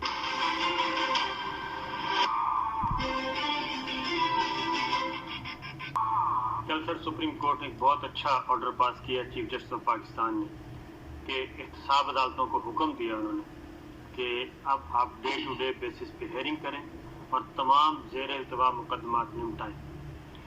सुप्रीम कोर्ट ने अब मातहत अदालतों को कह दिया है, अब वो प्रोसेस चलता रहेगा। अब आपके पास है अगले 2.5 साल में आप अकाउंटेबिलिटी को प्रायोरिटी पे रखेंगे या फिर आप गवर्नेंस और लोगों के मसाइल हल करें, महंगाई कम करें और आप अपना वोट बैंक ना सिर्फ इंटैक्ट करें उसको बढ़ाएं भी, तो आपकी प्रायोरिटी अब क्या होनी चाहिए? देखिए साहब, मेरा तो कभी भी अकाउंटेबिलिटी का इससे आगे नहीं था कि हमें अकाउंटेबिलिटी प्रोसेस रोकना नहीं चाहिए। आप प्लीज ये याद रख लें कि ये जो सारे इनके केसेस हैं वो सारे पुराने जमाने हमारे से पहले के केसेस हैं। स्वाय शहबाज शरीफ के टीटी केस जो हमारे वो एसेट रिकवरी यूनिट ने निकाले हैं, बाकी तो सारे पुराने केसेस हैं इनके। ये मेरे पे प्रेशर डाल रहे हैं कि मेरे ऊपर इतना प्रेशर पड़े कि मैं वो नैब को खत्म कर दूं, वही जो इन्होंने वो नैब का पूरा जो एमेंडमेंट बिल था इनका, मेरे ऊपर तो सिर्फ ये ब्लैकमेल कर रहे हैं मुझे। मेरी कभी भी कंसंट्रेशन, क्योंकि हमारे ना नैब हाथ में है ना अदालतें हमारे हाथ में है, हमने तो सिर्फ ये कहा है कि हम इदारों को बिल्कुल चलने देंगे और अकाउंटेबिलिटी प्रोसेस को नहीं रोकेंगे। बाकी मेरी सारी कोशिश इस मुल्क को इस ये जो इन्होंने दलदल में फंसा के रखा है कि इस दलदल से निकालना है। मैं इस वक्त कंस्ट्रक्शन के ऊपर पूरा जोर लगा रहा हूँ। मैं पूरा, हमारी 2 डैमें देखें, पहली दफा 50 साल में 2 बड़ी डैमें बन रही है। 50 साल में कोई डैम नहीं बनी, पाशा डैम और ममन डैम, काम शुरू हो गया। ये 50 साल के बाद हुआ है। यानी हम आगे का, हम पहली दफा ये जो पाकिस्तान में दरख्त लगाने, एनवायरमेंट, माहौलियात, ये पहली दफा गवर्नमेंट कर रही है आने वाली जनरेशन। मैं सिर्फ पहले आपको बताता हूँ, आपने बहुत ये सारे काम आपके हो रहे हैं लेकिन ये नजर नहीं आ रहा है। क्या ऐसा तो नहीं है कि आपकी जो टीम है वो परसेप्शन ही क्रिएट नहीं कर पा रही, अपना नैरेटिव ही नहीं दे पा रही, और मीडिया पे जितनी भी इस वक्त लड़ाई लड़ी जा रही है वो है जनाब पकड़ लो, अकाउंटेबिलिटी, मार दो, ये कर दो, वो कर दो। क्योंकि ये सारे प्रोजेक्ट, एक छोटी सी मिसाल दे देता हूँ आपको, इस्लामाबाद में एक अंडरपास बना है, वो बन भी गया, उसकी ओपनिंग भी होगी, लोगों ने चलना भी शुरू कर दिया, लेकिन वो ऐसे ही है जैसे कोई तरफीन की हो। देखिए प्रॉब्लम है ये सब बात ये है कि हम उस तरह का पैसा नहीं खर्च कर सकते जो इन्होंने मीडिया पे चलाया था। इन्होंने जिस तरह के इश्तिहारात, मीडिया ओनर्स को पैसे, जो लोगों को, हमें ये भी पता है कि कौन कौन से सहाफ़ी थे जिन्होंने पैसा खिलाया, वो सारा हमें पता है। लेकिन एक देखें, एक गवर्नमेंट जो कि जिसको खौफ खुदा है, जो पैसा खर्च करते हुए घबराती है कि इस गुर्बत इतनी ज़्यादा है मुल्क में, वो मैं पैसा और खर्च कर स्कूल बना सकता हूँ, पनाहगाह बना सकता हूँ, मैं हेल्थ कार्ड दे सकता हूँ, वो 10 दफ़ा सोचती है क्योंकि पैसा तो इतना सा है ना, अब आपने किधर किधर लगाना, तो प्रायोरिटीज हमारी मुख्तलिफ है। उसकी वजह से जो गलत आदतें पड़ी हुई हैं कई मीडिया के लोगों को और हाउसेस को, वो बदकिस्मती से वो भी जो सारी एंगलिंग करते हैं, वो कभी कोई अच्छी चीजें नहीं प्रोजेक्ट करते, वो सारा वक्त लगा छोड़ते हैं कि जी ये हो गया तो वो हो गया, सेंसेशन हो गई, वो जी देखे उसको, वो रात को 12 बजे किसी को उठा लिया जाके, या पता नहीं वो, यानी नॉन इश्यूज को उठा के बढ़ा देते हैं। जो देखिए ये कितनी बड़ी बात है पाकिस्तान में, पर मैं इंशाल्लाह बुध को जा रहा हूँ पंजाब में, हमने अपने सारे गरीब तबके को दे देना हेल्थ कार्ड, और दे रहे हैं। इससे ज्यादा आप अपने मुल्क में एक गरीब, आपको पता है बड़े बड़े मुल्कों के, पैसे वाले मुल्कों में इस तरह से फ्री इलाज होगा, यानी आपके पास एक केपी में तो अब सबको कर दिया, पख्तूनख्वा में सारे उन्होंने शहरियों को हेल्थ कार्ड दे दिया है कि वो किसी भी, अच्छा गवर्नमेंट हॉस्पिटल नहीं, किसी भी अस्पताल में जाके अगर वो कार्ड दिखाएंगे और तो उसका अमाउंट 7 लाख रुपए, 7.5 लाख है, वो हम सोच भी रहे हैं बढ़ाने का भी। लेकिन देखिए ये कितनी बड़ी सहूलत है। लेकिन सर मैं यही तो कह रहा हूँ, आपने इतनी बड़ी सहूलत की है, इस प्रोडक्ट को एक पॉलिटिक्स है, जरूरत है, इन तमाम प्रोडक्ट्स को आप सेल क्यों नहीं कर रहे? आप क्यों अपोजिशन की विकेट पे खेल रहे हैं? आप अपनी विकेट पे उनको क्यों नहीं खिलाते? लोगों को क्यों नहीं बताते? जो सब आप ये ठीक है, लेकिन मैं जरूर कहूँगा कि शिबली फराज और शहबाज गिल और असद उमर, फवाद चौधरी, ये शाह महमूद कुरैशी, ये मुराद सईद और अली जैदी, और ये आपके पास काफ़ी कॉम्पिटेंट टीम है। 1 दर्जन बंदे ऐसे हैं जिनका मैं समझता हूँ कि they are really capable and competent, और इनकी जरा थोड़ी कोऑर्डिनेशन को मुझे कई दफा कमजोर नजर आती है। ठीक है, वो ठीक है, लेकिन एक मैं आप ये भी कहूँगा, आदतें भी गलत पड़ी हुई हैं। दूसरी चीज के उनके पास जो पुराने उनके लोग हैं वो मंजे हुए हैं, 30 साल से पॉलिटिक्स में हैं, उनकी मोटिवेशन बहुत ज्यादा है। उन्होंने बचानी अपनी चोरी, वो अगर चोरी नहीं बचती वो जेलों में चले जाएंगे। वो बड़े मोटिवेटेड है और वो एक ही चीज लगे होते हैं जी, नाहल गवर्नमेंट आ गई और नाहल गवर्नमेंट आ गई और ये आ गया। वो एक नॉन इश्यूज को उठाते रहते। ये ठीक है कि हम उनकी विकेट पे खेलते हैं, लेकिन मैं एक चीज कह रहा हूँ, मुझे बार बार कहते हैं कि जी मीडिया पे सख्ती कर रहे हैं, मीडिया पे आप ये कर रहे हैं, मुझे ये कहा जा रहा है। देखिए जैसा मीडिया पे वो प्राइम मिनिस्टर सख्ती करता है जिसको कोई छुपाने की चीज हो। अब नवाज शरीफ ने भेंटा लगाया पकड़ के नजम सेठी को, क्यों लगाया? कि नजम सेठी ने उसकी करप्शन के ऊपर आर्टिकल लिख दिया। जो भी डिक्टेटर होता है उसको मीडिया इसलिए बंद करना पड़ता है क्योंकि वो गलत काम, कानून तोड़ा होता है, वो गलत काम कर रहा होता है, इसलिए वो मीडिया पे क्लैम्प डाउन करता है। मुझे कभी भी फ्री मीडिया से कोई खौफ नहीं है। अगर हम मीडिया, वो लोग जो तनकीद करते हैं, मसलन मेरा एक वजीर गलत काम कर रहा है, मीडिया तनकीद करेगा, मेरा फायदा करवाएगा। और कोई भी अगर मेरे ऊपर सही, मेरी कोई पॉलिसी गलत होगी और वो सही तनकीद, मीडिया एक फ्री मीडिया जो एक जेन्युइन तनकीद करता है, वो असास है माशरे का। हमें प्रॉब्लम क्या है? प्रोपेगेंडा।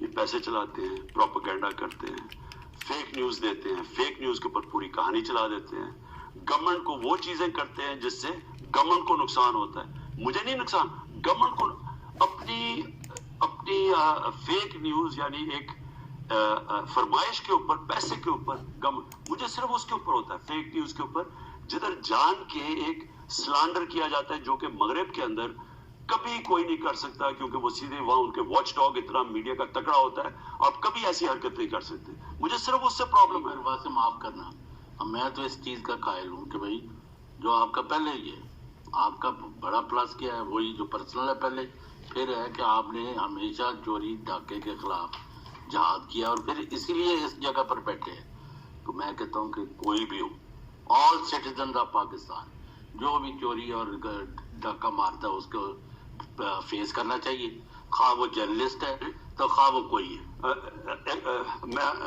तो कार्रवाई तो कोई करते नहीं आप। देखिए अब चीनी हुई, 2 चीजों में हमें मार खाई है। कल एक रिपोर्ट आई है जी, कल जब चीनी महंगी हुई और उससे पहले वो गंदम। अब ये जरा दोनों की कहानी सुन, बड़ी हमें मार पड़ी है, तकलीफ मुझे बड़ी हुई क्योंकि आम आदमी को तकलीफ पहुंचती है। सबसे बड़ी जिम्मेदारी मेरी है कि बेचारे गरीब लोग, उनका खाना पीना चीनी और गंदम। घी का क्या मसला हुआ? घी बदकिस्मती से हम बाहर से इंपोर्ट करते हैं, अब बाहर महंगाई हो गई है घी की, ऊपर से रुपया नीचे चला गया तो वो महंगा हो गया, उसका हम कुछ कर नहीं सकते। दालें 60% बाहर से इंपोर्ट करते हैं, वो बदकिस्मती से बाहर महंगी हो गई, वो हमें मुसीबत। लेकिन गंदम और चीनी का, गंदम का क्या हुआ? 2 दफा बारिशें गलत टाइम पे आ गई, दोनों 2 साल बारिशें गलत, यानी मौसम की तब्दीली की वजह से, क्लाइमेट चेंज में, वो उस वक्त बारिशें आई जब वो फसल तैयार गंदम कटाई थी, हम दोनों दफा हमें कम पड़ गई। प्रॉब्लम ये हुआ कि हमारा जो इदारा जिसको फोरकास्ट करना चाहिए था कितनी कम हुई, वो इदारे नहीं काम कर रहे थे। अब हम इंफॉर्मेशन टेक्नोलॉजी और सुपार्को का इस्तेमाल कर रहे हैं। सुपार्को सैटेलाइट से अब हम इमेजेस से देखेंगे पहले, अब हम जाने लगे 21वीं सदी में। हम तो वो जो पुराना सिस्टम था उससे हम चल रहे थे। उन्होंने बताया नहीं कि गंदम तो हमारी इंपोर्ट लेट होती गई। पहले तो उन्होंने कहा जी हमारे पास बम्पर क्रॉप है, एक्सपोर्ट कर दो, तो पहले वो प्रॉब्लम आया। चीनी, अब चीनी का क्या है? कंपटीशन कमीशन की रिपोर्ट आई है। चीनी की कंपटीशन की कमीशन की आज रिपोर्ट आई है। अब वो क्या आई है? वो रिपोर्ट ये आई है कि शुगर मिल एसोसिएशन, उसके अंदर सारे बड़े बड़े पाकिस्तान के ताकतवर लोग बैठे हैं। उसमें सबसे बड़ी बात कि शरीफ फैमिली की भी शुगर मिल्स हैं और जरदारी की सिंध में शुगर मिल्स हैं। क्योंकि ये ऊपर बैठे हुए थे, आज अब तक क्या हो रहा है कि शुगर मिल एसोसिएशन फैसला करती है कि चीनी को ज्यादा हो गई है, चीनी एक्सपोर्ट करो। पहले साल इन्होंने हमें प्रेशर डाल के एक्सपोर्ट करवा दी कि जी वो गन्ने वाले बेचारे खड़े होंगे, किसान, हमारे पास तो शुगर बहुत ज्यादा है तो आप एक्सपोर्ट कर लें। हमने 2.5 अरब रुपया दिया है रिबर्ट एक्सपोर्ट करने के लिए। जब एक्सपोर्ट करने लगे तो चीनी की कीमत बढ़नी शुरू हो गई। अगर चीनी ज्यादा थी तो कीमत नीचे आनी चाहिए। वो चीनी पहले एक्सपोर्ट करवा दी और चीनी की कीमत भी ऊपर जानी शुरू हो गई।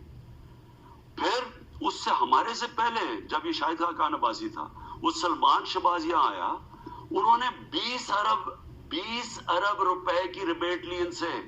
हमने 20 अरब रुपए की, क्योंकि अपना था ना। अच्छा अब सुने, दूसरी चीज उन्होंने क्या की। अब क्या हुआ, अब चीनी जो ऊपर क्यों गई, उन्होंने हमें कहा जनाब शुगर मिल्स ने कि जनाब हमारे पास काफी चीनी है, अगली कटाई जो सीजन आ रहा है नवंबर तक काफी चीनी है। वो हमाद अजहर जो हमारे मिनिस्टर थे, उन्होंने कहा नहीं हम फिजिकल वेरिफिकेशन करेंगे। जब फिजिकल वेरिफिकेशन की जुलाई के अंदर, तो पता चला कि ये जो कह रहे थे चीनी शुगर मिल वो थी नहीं वहां। जान के इन्होंने हमें कहा कि चीनी पूरी है, ताकि वो जब चीनी कम हुई, और क्योंकि जब हमें पता चला, जब तक हमने इंपोर्ट करनी शुरू की तब तक चीनी कम होगी और उन्होंने फिर चीनी की कीमत बढ़ा दी। यानी ये इतना बड़ा जुल्म है, ये कार्टेल बैठा हुआ है, ये चीनी महंगी, ये पहले शॉर्टेज पैदा करता है, ये मिल के सारे फैसले करते हैं, जो कि कंपटीशन कमीशन की आज रिपोर्ट में आ गया। और इंशाल्लाह मैं अब ये आपको बता दूं कि इस रिपोर्ट के बाद अब आप देखेंगे कि जो अब हम एक्शन लेंगे, अपनी कौम को मैं अब कभी इस तरह की महंगाई ना गंदम का, क्योंकि हम अब और करेंगे, और ना गंदम में हम आने देंगे। फिर सब्जियों के ऊपर अब हम पूरी इंफॉर्मेशन टेक्नोलॉजी का इस्तेमाल कर रहे हैं। सारे साल का देखेंगे कौन से सीजन में महंगाई कितनों तक काटो, ये लोगों को मैसेज दे। इंशाल्लाह इसी हफ्ते तक, अब हफ्ते तक देखना शुरू हो जाए महंगाई के ऊपर अब नीचे आना शुरू। 4-5 चीजें हैं खान साहब, मैं गल कर, हाँ जी, वही तो आपके आटा है, और उसके बाद चीनी है, दालें हैं, सब्जियां हैं, घी है, ये जो भी गवर्नमेंट आया आपकी भी, और सेनेटर फैसल जावेद, मुझे जहाँ तक याद पड़ता है सेनेटर फैसल जावेद ने ये तजवीज़ भी दी। आपने अपनी मुआशी टीम को कहा भी कि इस पे काम करें, ये 4-5 आइटम हैं, इनको सब्सिडाइज करें, जैसा भी करें कम आमदनी वाले लोगों के लिए।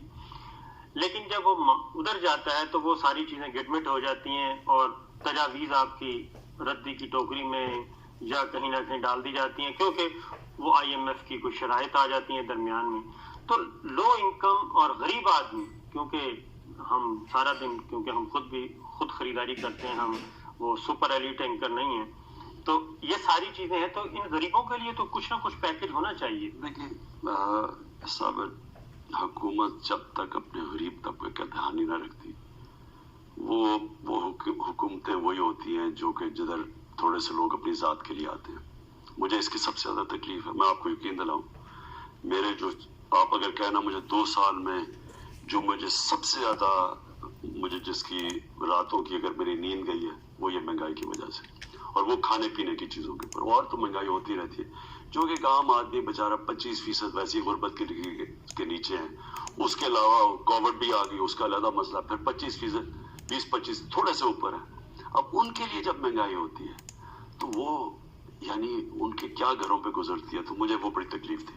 अब मैं आपको अप्रैल से मैं इनको कहना शुरू हो गया कि गंदम को इंपोर्ट करो। अप्रैल से मैं कह रहा हूं, मैंने लेटर्स लिखे इनको, फूड मिनिस्ट्री को। अब प्रॉब्लम पाकिस्तान का क्या हुआ, और ये 18th अमेंडमेंट का सबसे बड़ा जुर्म हुआ है कि जो एग्रीकल्चर है ना, फूड सिक्योरिटी, ये हमेशा फेडरल गवर्नमेंट के पास होनी चाहिए। अब वो चली गई है सूबों के पास। हम सूबों से चेक कर रहे हैं कि जनाब अच्छा बताएं आपकी गंदम कितनी हुई है। पंजाब कहता है जी इतनी गंदम हुई है, वो बाद में पता चलता है कम हुई है। हमें तो पंजाब सिंध से पूछे, सिंध ने कहा जी हमारा इतनी गवर्नमेंट हुई, हमने इतनी गंदम रखी। अब जब हमें कमी आनी शुरू हुई تو ہم نے کہا کہ پنجاب اپنی گندم ریلیز کرے. پنجاب نے اپنی گندم ریلیز کرنی شروع کر دی. سندھ نے اپنی گندم ریلیز ہی نہیں کی. ہوا کیا کہ سندھ اور پنجاب کے اندر 250-300 روپے کا فرق آ گیا. پنجاب کی گورنمنٹ سندھ جانی شروع ہو گئی. لوگ وہاں کی کیونکہ 250-300-400 روپے کا فرق آ گیا بیچ میں. یہ ہونا چاہیے سینٹرلائزڈ. چینی کا جب ہم نے سٹاکس پتا چلوایا کہ سنیں میری بات صاحب, یہ امپورٹنٹ ہے. چینی کے ہم نے جب پتا چلوایا کہ سٹاکس کتنے ہیں, تو ہمیں پنجاب میں جب پتا چلا کہ سٹاکس کم ہے ادھر بھی چلے گئے. تو سندھ کو ہم پوچھے کہ آپ بتائیں سٹاک, وہ بتائے نا ہمیں سٹاکس کدھر ہے. ہمیں پتا چلا پنجاب کی چینی ادھر جانی شروع ہو گئی. لیکن اب جب آپ یہ جو کھانے پینے کی چیزیں یہ سینٹرلائزڈ ہونی چاہیے. We want results and you have given time frame. نہیں نیچے تو آئے گی, لیکن میں جو کہنا چاہتا ہوں نا غلام صاحب, جب تک آپ کا جو کھانے کی چیزیں ہیں اس کو سینٹرلائز رکھنا چاہیے. پلاننگ سینٹرل ہو, کیونکہ سارا فیصلہ ہو کہ ہم نے یہ ہماری چیزیں ہیں. ہم نے اگر مثلا ہم نے اب گھی کیوں مہنگا ہو جاتا ہے, ہمیں گھی باہر سے پام آئل امپورٹ کرنا پڑتا ہے. کیوں نہ ہم پاکستان میں پروڈیوس کریں, آلیوز اگائیں یہاں. یعنی سینٹرل پلاننگ ہو سارے پاکستان کی. آخری سوال, ایک تو ہم گئے تھے پریزیڈنٹ صاحب کا انٹرویو کرنے, تو انہوں نے کہا تھا کہ میں تجویز دوں گا اگر وہ پرائم منسٹر نے میرے ذمہ لگایا تو اپوزیشن کے ساتھ مذاکرات کرنے چاہیے جو ایک کامن گراؤنڈ ہے اس پہ. ایک چیز, دوسرا یہ بتا دیں اس پہ کہ مذاکرات آپ بھی ولنگ ہیں کہ اپوزیشن کے ساتھ پولیٹیکل ایشوز پہ مذاکرات ہونی چاہیے, براہ راست سول گورنمنٹ کا رابطہ ہونا چاہیے. ایک دوسرا یہ کہ اپوزیشن کو اس وقت مسلم لیگ نواز اور مولانا فضل الرحمان, ان کی کوشش ہے کہ پیپلز پارٹی کو راضی کیا جائے کہ سینٹ سے پہلے انتخابات سے پہلے ریزائن کر دیں اور سندھ اسمبلی ٹوٹ جائے, الیکٹورل کالج ختم ہو, سینٹ کا الیکشن نہ ہو, عام انتخابات کی طرف جایا جائے. تو کیا آپ پاکستان پیپلز پارٹی سے بات چیت کریں گے کہ جناب یہ پارلیمانی سسٹم چلنا چاہیے اور یہ جو باہر بیٹھی جماعتیں ہیں ان کو ایک سائڈ پہ رکھیں؟ صابر, میں اپوزیشن سے ہر بات کرنے کے لیے تیار ہوں, ہر قسم کی بات, سوائے NRO نہیں ملنے لگا. اس کے علاوہ آپ میرے سے جو بات کرتے ہیں ملک کے لیے, اس سے بہتر چیز کیا ہو سکتی ہے. کیونکہ جب آپ مذاکرات کرتے ہیں, آپ ڈیبیٹ کرتے ہیں, آپ کے آئیڈیاز بہتر تراشے جاتے ہیں. تو یہ تو اللہ نے قرآن میں ہمیں حکم کیا ہوا مشاورت کرو. تو یہ تو میں آپ کو ابھی گارنٹی کرتا ہوں کہ سوائے NRO کے جو انہوں نے ہمارے ساتھ فیٹف کے اوپر بات کچھ اور رائٹ دکھا کے لیفٹ مارتے ہیں, بات کچھ اور کر رہے ہوتے ہیں, اندر سے NRO مانگ رہے ہوتے ہیں اس کی. لیکن جہاں تک یہ کہتے ہیں نا جی کہ اپوزیشن اکٹھی ہو رہی ہے اور یہ ہو رہا ہے وہ ہو رہا ہے, میں ان کو ایک چیز کہنا چاہتا ہوں, جو بھی آپ کرنا چاہتے ہیں آپ کریں. میں آپ کی ہر چیز کے لیے تیار ہوں. میری پھر سے اللہ نے میری ٹریننگ کروائی ہوئی ہے مقابلہ کرنے کے لیے. میں ایک اسٹرگل کر کے یہاں پہنچا ہوں. میں ہر قسم کی آپ کے لیے جو آپ کریں گے میں تیار ہوں اس کے لیے. آپ یہ سڑکوں پہ نکل کے پریشر ڈالیں گے میں اس کے لیے تیار ہوں. آپ ریزائن کرنا چاہتے ہیں میں اس کے لیے تیار ہوں. اگر کسی نہ کسی طرح اگر الیکشن ہوتا ہے میں پھر تیار ہوں آپ کے لیے. اور میں آپ کو گارنٹی کرتا ہوں آپ انتخابات کے لیے تیار ہیں. اگر کیونکہ انتخاب ابھی تو کوئی سینس نہیں ہے. اگر کسی صورت وہ کہتے ہیں نا hope for the best be prepared for the worst, میں دونوں کے لیے تیار ہوں. بیسٹ کے لیے بھی تو میں تیار ہوں, کام کر رہا ہوں. میرا صرف اس وقت ایشو ہے پاکستان کو معاشی حالات اس کو اس بران سے نکالا اور نکل رہا ہے پاکستان. لیکن اگر دو بھی ہو جائے میں انشاءاللہ آج آپ کے سامنے پیشن گوئی کرتا ہوں. الیکشن ہوا میں اس لیے خوش ہوں گا کہ میں آؤں گا ایک کلیئر میجورٹی کے ساتھ, تاکہ جس طرح KP میں انہوں نے مجھے 3 سال پختونخوا میں کہا کہ کدھر ہے جی نیا KP, کدھر ہے نیا پختونخوا, کدھر ہے یہ برا. پہلی دفعہ ہوا ہے کہ پختونخوا کے اندر ایک گورنمنٹ نہ تو صرف دوسری دفعہ ہی ہے 2/3 اکثریت لے کے آئی. سینٹ الیکشن آپ دیکھ رہے ہیں بر وقت ہو جائیں گے؟ جی ہم تو تیاری کر رہے ہیں پوری اس کے لیے. میں نے تو 2 سال 2 مہینے میں یہ دیکھا کہ if anything عمران خان میں عاجزی اور انکساری آئی ہے. ہی از اوپن ٹو کنوکشن. سوائے ایک آدھ ایشو کے میرا کوئی میجر ڈس ایگریمنٹ نہیں ہوا. اور وہ ابھی وہیں کھڑی ہوئی ہے بات. تو ہم تو یہ چاہتے ہیں کہ آپ کامیاب ہوں. بہت بہت شکریہ. یہ تھے جناب ہمارے ساتھ وزیر اعظم